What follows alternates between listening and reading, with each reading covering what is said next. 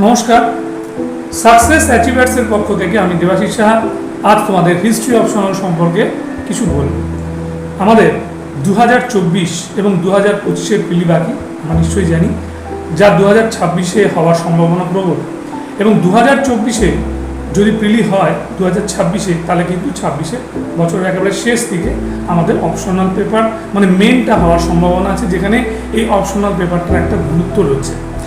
History অপশনালের ক্ষেত্রে আমাদের উত্তর কিভাবে লিখব, কতটা সায়েন্টিফিক হবে, 40 মার্কস বা 30 মার্কস, 20 মার্কস বা 15 মার্কস বা 10 মার্কসের জন্য আমরা কিভাবে উত্তর তৈরি করব, বা একটা 30 মার্কসের কোশ্চেনকে আমি কিভাবে 10 মার্কসে লিখবো, অথবা 10 মার্কসের একটা কোশ্চেনকে কিভাবে এলাবোরেট করে 30 মার্কসে লিখব, সেটাই কিন্তু আমাদের শেখানো হবে এই হিস্ট্রি অপশনালের ক্লাসে।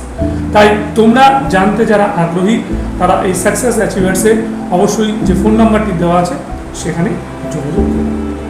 ওকে, থ্যাংক ইউ।